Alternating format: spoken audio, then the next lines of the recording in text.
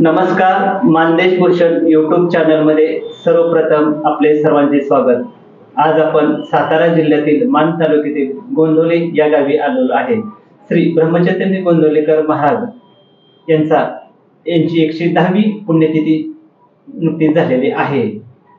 या पुण्यतिथी निमित्तानं अर्थात उत्सवात श्री ब्रह्मचैतन्य गोंदवलेकर महाराज यांची पालखी सोहळा गोंदवले नगरीतून निघत असतो।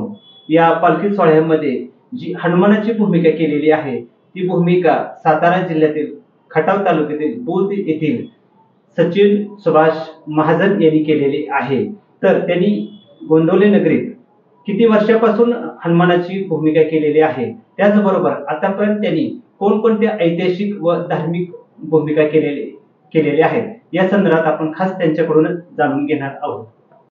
रघुपति राघव राजा राम पतित पावन सीताराम। रघुपति राघव राजा राम पतित पावन सीताराम। रघुपति राघव राजा राम पतित पावन सीताराम। रघुपति राघव राजा राम पतित पावन सीताराम। पता वाले पुढे चला। राघव राजा राम पतित पावन सीताराम। रघुपति राम। सचिनराव, एक सांगा की तुमचं जे तुम्ही आता ऐतिहासिक किंवा धार्मिक भूमिका केलेल्या आहेत, वेगवेगळ्या वेशभूषा केलेल्या आहेत, तर एक प्रश्न पडतो की तुमचं शिक्षण किती झालेलं आहे? माझं शिक्षण आहे 12वी आणि पुण्याला माणगाव येथे अपंग प्रशिक्षण केंद्र माणगाव येथे मी IT चा कोर्स केलेला आहे, इन्फॉर्मेशन टेक्नॉलॉजी माहिती तंत्रज्ञान। इथपर्यंत तुमचं शिक्षण पूर्ण झालेलं आहे। मग जी आता तुम्हाला कलेची आवड झालेली आहे, ऐतिहासिक भूमिका तुम्ही करत आहात किंवा धार्मिक भूमिका करत आहात, तर या कलेची आवड तुम्हाला केव्हापासून निर्माण झाली? आता कलेबद्दल जर सांगायचं म्हणलं तर मला 4थी पासून 4थी-5वी पासून कलेची आवड आहे। मी मराठी शाळा हायस्कूल शाळेमध्ये गॅदरिंग मध्ये सहभागी घ्यायचो, वक्तृत्व स्पर्धेत भाग घ्यायचो, वेगवेगळ्या वेशभूषा करायचो, यातून मला हा कलेचा नाद लागलेला आहे। साधारण किती वर्ष झाले तुम्ही या कले क्षेत्रात उतरलेला आहे? आता अंदाजे बघा, माझं रनिंग आहे 41, मी 20 ते 25 वर्ष ह्या कला क्षेत्रामध्ये आहे। बर, आता एक सांगा की आपल्या गोंदवलेकर महाराजांच्या नगरीमध्ये तुम्ही जी हनुमानाची भूमिका करत आहात त्याला किती वर्ष झाली? आता या गोंदवले नगरीमध्ये महाराजांबद्दल जरा 2 शब्द पहिल्यांदा मी बोलतो। मला जन्मता अल्पदृष्टी होती, 3री-4थीत मला जाडबिंदाचा चष्मा लागला था। आता माझ्या डोळ्यात लेन्स आहेत आणि पहिल्यापासून गेली 20-25 वर्ष या गोंदवलेमध्ये मी मनोभावे सेवा करतो, जे पडेल ती काम करतो। पहिल्यांदा मी इथे भाजीचं राह असायचो, काय जी कुठली पण सेवा मिळेल त्या आनंदाने स्वीकारून करत होतो। आणि करत करत मग परत रामनवमीचं काम मिळालं मला। रामनवमीच्या दुसऱ्या दिवशी ती मिरवणूक असते अख्ख्या गोंदवलेत, रामरथ करतो आम्ही। राम, लक्ष्मण, सीता, गोंदवलेकर महाराज, हनुमान असं राम दरबार करून रथातून पूर्ण गावातून मिरवणूक निघते। त्याचबरोबर गोंदवले गावामध्ये छत्रपती संभाजी महाराजांच्या वेशभूषा मी केलेली आहे, वासुदेवाची केलेली आहे, खंडोबाची केलेली आहे। कमीत कमी 10 ते 15 वेशभूषा या गोंदवले गावामध्ये मी केलेली आहे।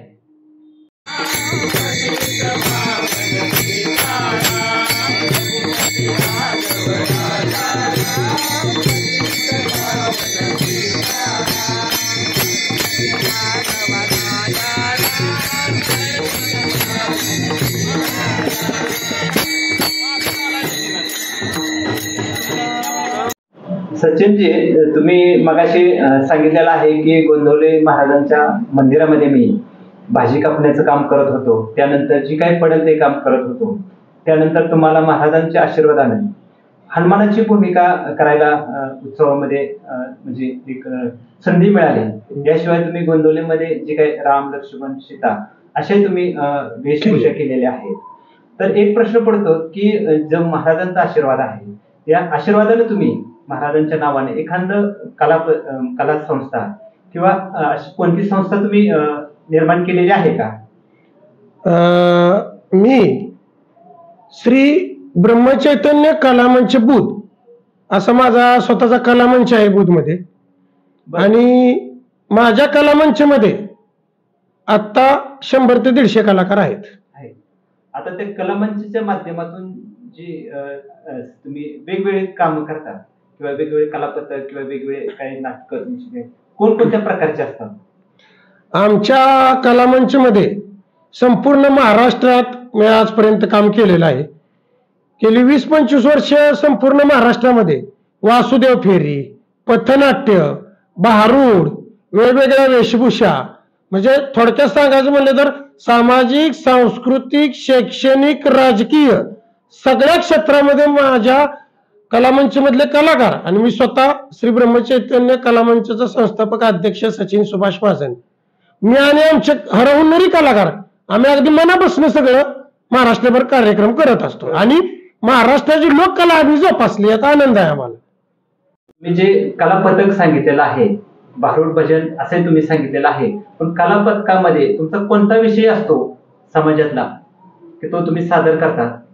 आता ज्या वेळेला आम्ही महाराष्ट्रामध्ये आमची कला सादर करत असतो तर आम्ही जी पथनाट्य करतो, कॉलेजची मुलं आणि मुली, मी स्वतः असं आम्ही संपूर्ण महाराष्ट्रामध्ये पथनाट्य करत असताना मग ते राजकीय पथनाट्य असेल, सामाजिक पथनाट्य असेल, एखादा सामाजिक संदेश जनतेपर्यंत पोहोचवायचा असेल, झाडे लावा झाडे जगवा तो असेल, तर अशा वेगवेगळ्या विषयावर आम्ही ती स्क्रिप्ट तयार करतो आणि 15 ते 20 मिनिटाचं पथनाट्य कोणत्याही विषयावर, ऐतिहासिक, सामाजिक, समाज प्रबोधन असतं कोणत्याही विषयावर आम्ही महाराष्ट्रामध्ये पथनाट्याचे कार्यक्रम करत असतो.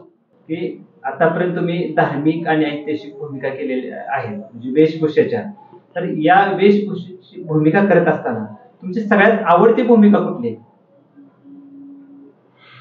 आता माझी आवडती भूमिका जर सांगायचं म्हणलं तर मला तुम्ही कोणतीही भूमिका द्या. मी आजपर्यंत आमच्या बुधगावामध्ये तथागत गौतम बुद्धांची भूमिका साकारलेली, त्याचबरोबर या गोंदवले बुद्रुक मध्ये मराठा मावळा, मराठा सरदार, छत्रपती शिवाजी महाराज, छत्रपती संभाजी महाराज, म्हणजे ऐतिहासिक आणि धार्मिक जर म्हणाल तर विठ्ठल, राम, लक्ष्मण आणि म्हणजे मी सीतेचं सुद्धा पात्र केलेलं आहे. मला सांगायला अभिमान वाटतोय, पण जास्त जर तुम्ही म्हणाल तर मी आजपर्यंत रामाची भूमिका भरपूर केलेली आहे आणि वासुदेवाची भूमिका भरपूर केलेली आहे आणि खंडोबाची आणि हनुमंतरायांची भरपूर भूमिका केलेली आहे. की तुम्ही वेगवेगळे वेशभूषा करताय, अवघड कुठली जाते तर त्या भूमिकेमध्ये तर त्या ज्या अवघड भूमिका आहेत त्यातली अवघड तुम्हाला कुठली वाटते की जी कसरत करावी लागते तुम्हाला ती वेशभूषा करताना किंवा पार पडताना, अशी कोणती भूमिका आहे? मी ज्या वेगवेगळ्या वेशभूषा आजपर्यंत केलेल्या आहेत तर या वेगवेगळ्या वेशभूषा करत असताना मला जर अवघड भूमिका जर कुठली वाटत असेल म्हणजे ज्या वेळेला मी आपल्या हिंदवी स्वराज्याचे संस्थापक छत्रपती शिवाजी महाराजांची ज्या वेळेला मी वेशभूषा करतो त्यावेळेला थोडंसं मला टेन्शन येतं, कारण ज्या वेळेला मी छत्रपती शिवाजी महाराजांची वेशभूषा करतो त्यावेळेला आपली तेवढी पात्रता नाही, पण मला ती जर संधी आली तर मी अगदी 100% छत्रपती शिवाजी महाराजांची उभी वेशभूषा करतो. फक्त बोधरेशन येतं की बाबा ही अवघड भूमिका आहे, आपल्याला जमेल का, आपल्याला महाराजांची भूमिका जर नाही जमली तर आपलं हसू होईल का. पण तसं माझं आज मी जेवढ्या भूमिका केल्या माझी कुठलीही भूमिका फेल गेलेली नाही. आणि सातारा सारख्या ठिकाणी मराठ्यांची राजधानी जिथं आहे सातारा, तिथं मी मराठा मावा, मराठा सरदार आणि छत्रपती शिवाजी महाराज आणि छत्रपती संभाजी महाराजांच्या भूमिका मी साकारल्या आहेत. थोडं तुम्हाला टेन्शन येतच त्याच्यात. थोडं ऐतिहासिक ज्या वेळेला मी वेशभूषा करतो त्यावेळेला थोडस मला टेन्शन येतं, पण ज्या वेळेला मी धार्मिक करतो त्यावेळेला मला काय म्हणजे मी अगदी फ्री मधनं करतो, फ्री माइंड न करतो.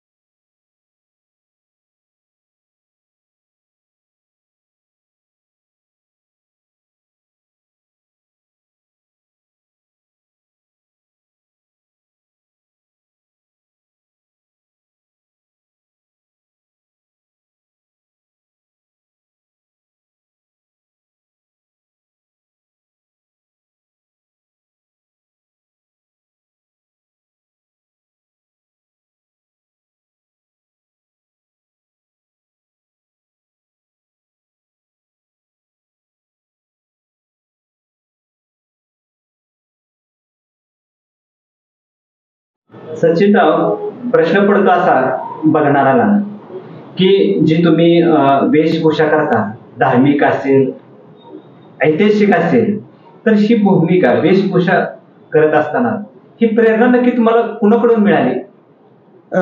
आता प्रेरणेचं जर तुम्ही म्हणाल तर माझे आजोबा कोंडीराम दगडू महाजन, हे म्हणजे माझं गाव बुध आहे, तर बुध मधील ग्रामस्थ मला सांगतात ज्या वेळेला मी बुध मध्ये काय कार्यक्रम करत असतो वेशभूषेचे त्यावेळेला मला सांगतात, सचिन तुझे आजोबा मोठे कलाकार होते, त्यांना पण नाटकात काम करायची आवड होती, ते पण वेगवेगळ्या वेशभूषा करायचे, नाटकामध्ये रोल करायचे, तर कदाचित मला वाटतंय ती उपजतच माझ्यात कला आली असेल आणि मला कलेची आवड ही तुम्हाला मी पहिलं पण सांगितलं 5वी-6वी पासून लागलेली आहे आणि ती मी कला वाढवत गेलो आणि मला अभिमान आहे की माझ्या आजोबांचं कला मी पुढे वाढवत आहे. हा, मला म्हणतात की तू हनुमान होतोस, उघड्या रस्त्याने फिरतोस किंवा महात्मा गांधी होतोस, तुला काय लाज वाटत नाही का, किंवा समाजात तू वेशभूषा करताना तुला थोडंसंही काय वाटत नाही का, तर माझी उपजीविकाच कला आहे. त्यामुळं समाज काय म्हणतोय किंवा लाजण्यापेक्षा मी कितीही मोठ्या गर्दीमध्ये कोणतीही भूमिका करतो आणि मी मनापासून करतो आणि त्या कलेत मी वाहून घेतो.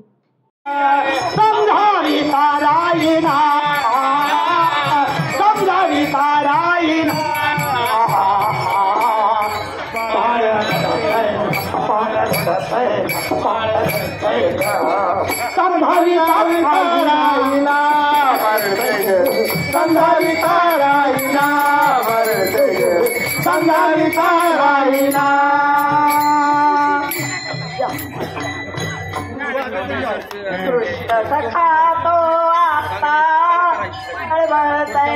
नदीचं पाणी, खातो आला नदीचं पाणी,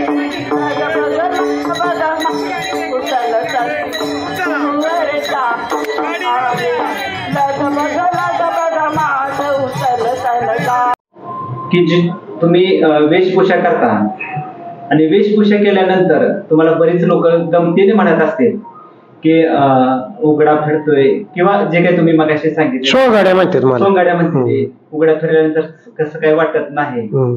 खरोखर एक कला सादर करत असताना मी मनापासून ती कला सादर करता, मग ती हनुमानाची असेल, महात्मा गांधीची असेल किंवा अन्य कुठलीही, ही कला सादर केल्यानंतर तुम्हाला लोक त्याचा पोचपावती देत असतात, पण या कलेचं श्रेय, खरं श्रेय कोणाला जातं? आता श्रेय जर म्हणाल तर मी ज्या वेळेला कला सादर करत असतो मला कोणी म्हणतं की बाबा हा सोंगाड्या आहे किंवा कोणी चांगलं पण म्हणतं उत्कृष्ट भूमिका केली, पण मी मनापासून ही सगळी वेशभूषा करत असल्यामुळं ह्या सगळ्या वेशभूषेचं श्रेय मी माझ्या आई वडिलांना देतो. कारण मी ज्या वेळेला महाराष्ट्रात कार्यक्रमाला जात असतो, आमच्या भूत गावामध्ये मी ज्या वेळेला कार्यक्रम करत असतो, वेशभूषा करत असतो, तर मला माझ्या वेशभूषेला, कलेला जर वाव कोणी दिला असला तर माझे आई सुमन सुभाष महाजन आणि माझे वडील सुभाष कोंडीराम महाजन आणि माझी बहीण सारिका प्रदीप वाणी आणि माझे भाऊजी प्रदीप दिगंबर वाणी या 4 व्यक्तींना मी श्रेय देऊ इच्छितो. राम सिया राम जय जय राम. राम सिया राम जय जय राम.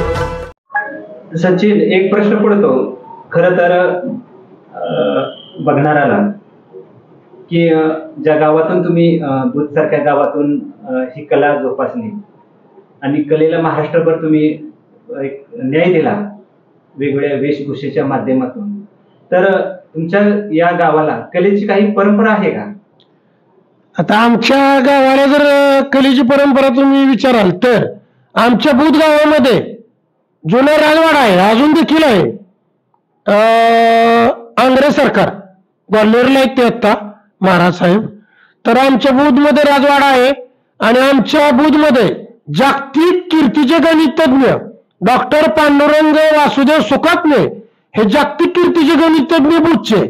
त्याचबरोबर राधाबाई बुधकर लोकनाट्य तमाशा जुन्या काळातला, म्हणजे माझ्या माहितीच्या अंदाजे तोही बुधचाच. सयाजी शिंदे जे अभिनेते आहेत ते बुधचे जवळ आहेत.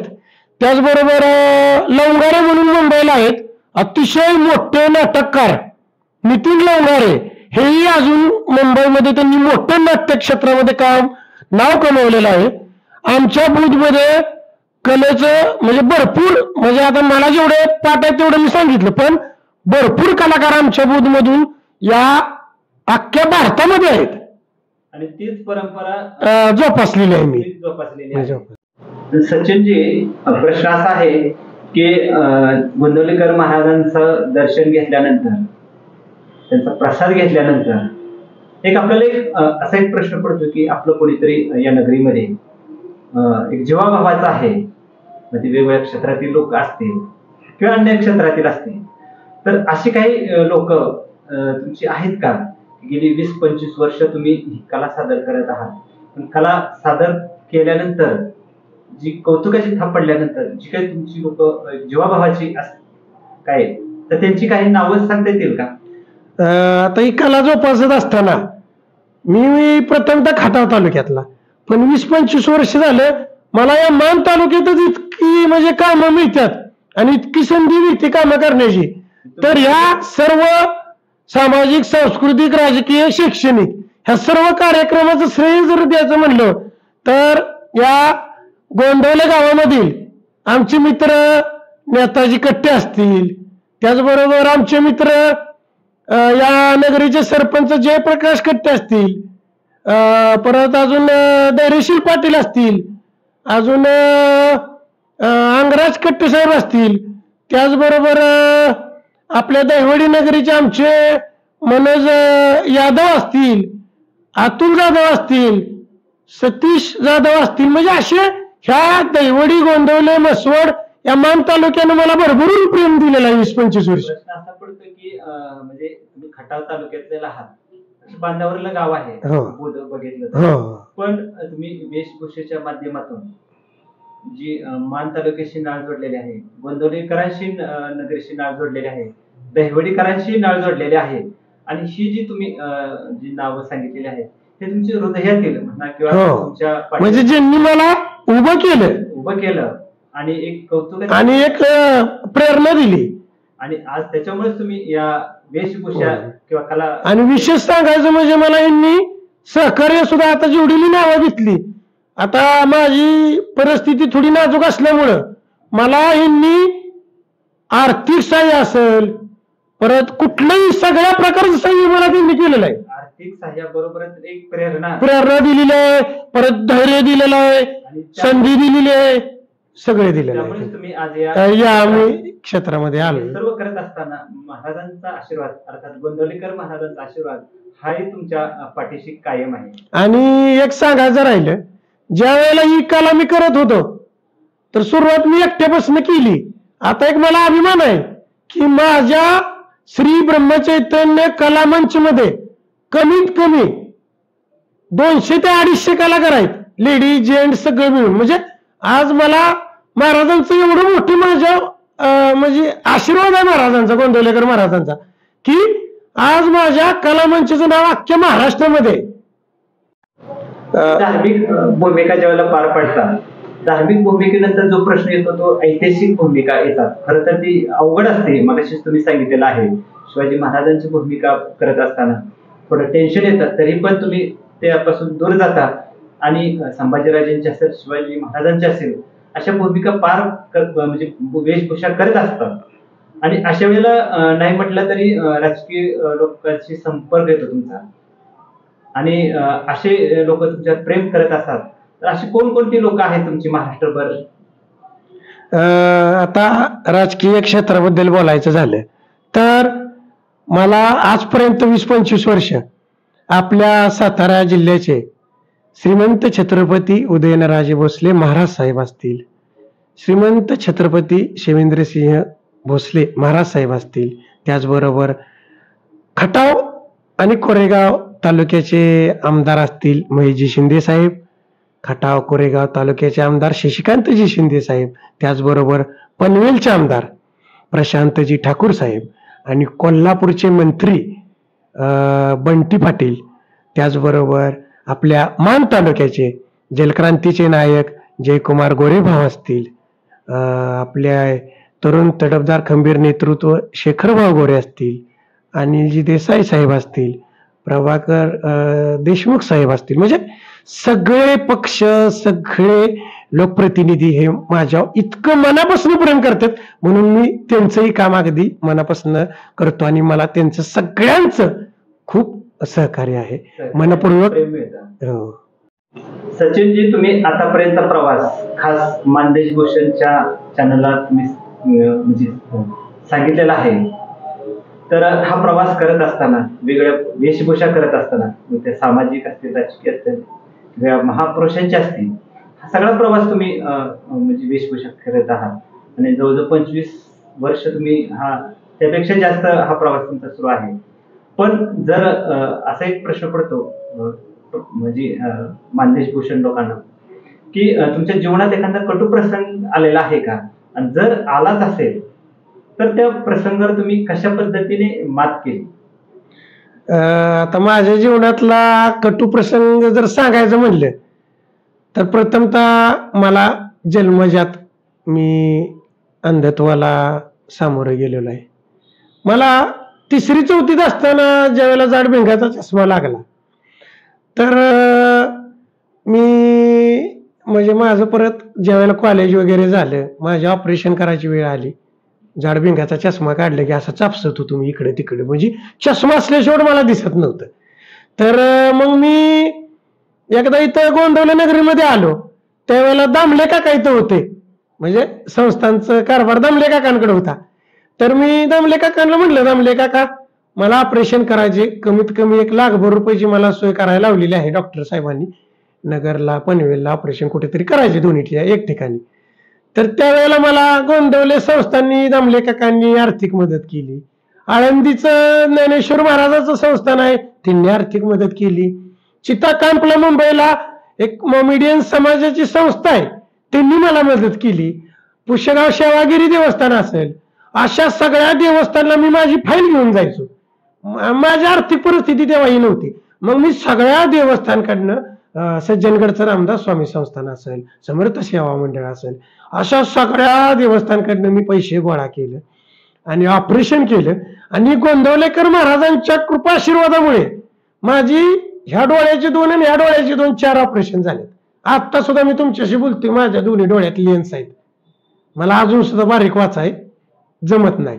म्हणजे पण असू द्या, एवढ्या मोठ्या 100% ब्लाइंड व्यक्तीला गोंदवलेकर महाराजांच्या आशीर्वादामुळे मी आज जग बघतोय. ही मी म्हणजे ना भूतो ना भविष्य, मी कधीच म्हणजे मरेपर्यंत मी ह्यो कटू प्रसंग विसरू शकत नाही. ह्यो माझ्या जीवनातला लय मोठा कटू प्रसंग आहे. आणि आज मला एक आत्मिक समाधान आहे की गोंदवलेकर महाराजांच्या मुळे मी आज ही दृष्टी बघतोय आणि चित्रपट, नाट्य, कला सगळ्या क्षेत्रात मी नाव कमावले. ही मी मनोमनी महाराजांचं म्हणजे अतिशय माझ्या कृपादृष्टी आहे. आताच आपल्याला सचिन आपल्या सर्वांसमोर जो त्यांचा जीवन प्रवास सांगितलेला आहे आणि या जीवन प्रवासाचं तुम्ही साथीदार आहात, वडील या नात्यानं तुम्ही त्यांचा जीवन प्रवास बघितलेला आहे, तर तुम्हाला काय वाटतं त्यांच्या प्रवासाबद्दल? माझा मुलगा सचिन हा 100% अंध होता, पण त्यानं कठोर परिश्रम करून आणि सगळ्यांचे सहकार्य घेऊन त्याने आपली प्रगती केली, याचा मला फार अभिमान वाटतो. माझ्या मुलानं ब्रह्मचैतन्य कला मंच भूत हे जे हे केलं, कलापथक जे केलं, त्याचं फार मोठं श्रेय त्याचं स्वतःचं आहे. अधिक माझा बी आशीर्वाद त्याला आहे आणि ब्रह्मचैतन्य महाराजांच्या आशीर्वादानं त्याचं ही वाटचाल चालू आहे. आताच सचिनच्या वडिलांनी सांगितलेलं आहे की मुलानं खूप चांगलं काम केलेलं आहे आणि अभिमान वाटतो, पण तुम्हाला आई म्हणून काय वाटतं? मला त्याच्याबद्दल खूप आनंद वाटतो. माझं खूप त्याला सहकार्य असतं, मार्गदर्शन असतं आणि त्यानं असेच भूमिका वेळोवेळी करतो. त्याला लोक सगळी सहकार्य करतात, घरी गाड्या घेऊन मोठमोठे लोक न्यायला येतात.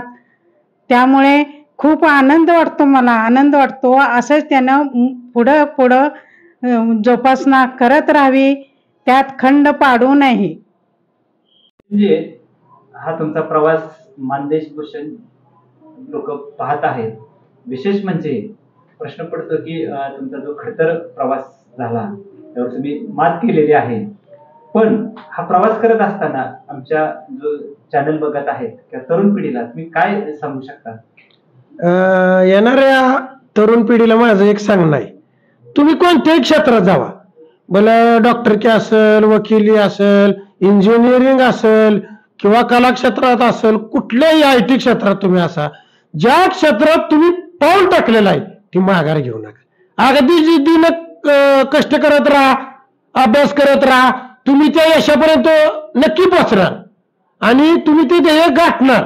मग क्षेत्र कुठलंही असू द्या, पण तुम्ही जे क्षेत्र निवडलेलं आहे त्यात अगदी मनापासून तुम्ही जिद्दीनं कष्टानं उतरा, तुम्हाला फळे मिळणार. आणि तरुण पिढीनं म्हणजे बाकीचं काय इकडे तिकडे मोबाईलवर जास्त टाइमपास करण्यापेक्षा आपलं ध्येय, आपल्या आई वडिलांनी आपल्याला कसं उभं केलं, कसं कष्टातनं आपल्याला सहकार्य केलं, तसं तुम्ही त्या जिद्दीनं मोठं व्हा आणि या तुम्ही ज्या क्षेत्रात उतरलाय त्या क्षेत्रात तुम्ही अतिशय मोठं व्हा, ही माझ्यातर्फे तुम्हाला आशीर्वाद. आता तुम्ही तरुण पिढीला जो संदेश दिलेला आहे, पण समाजासाठी काही तुमचा संदेश आहे का? आहे की आपल्या आळंदी देवाचे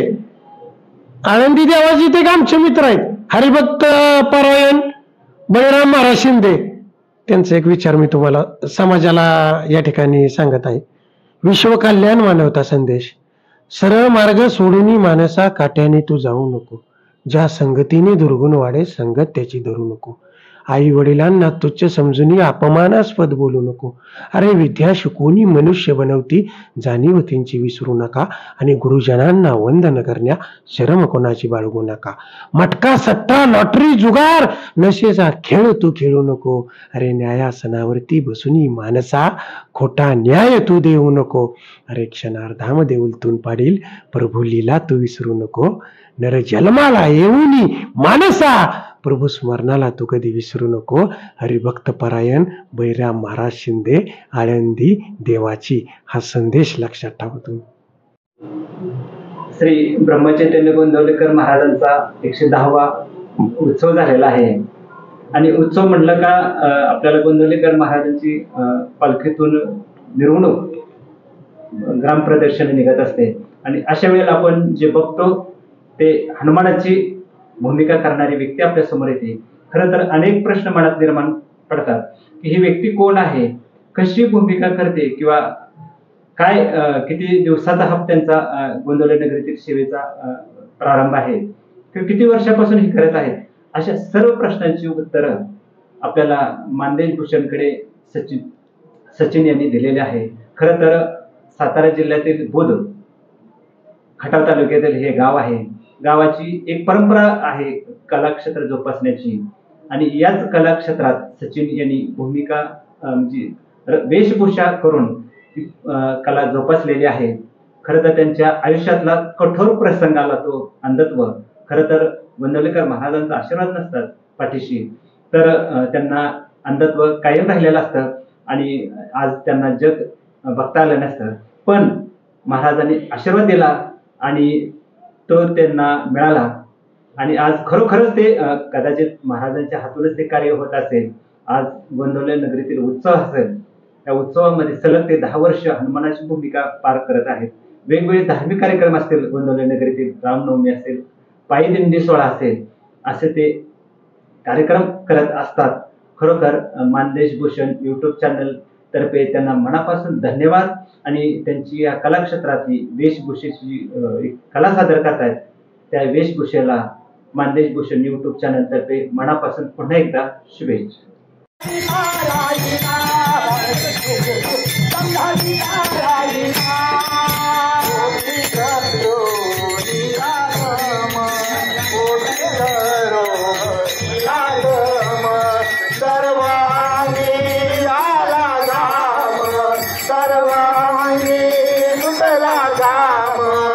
एका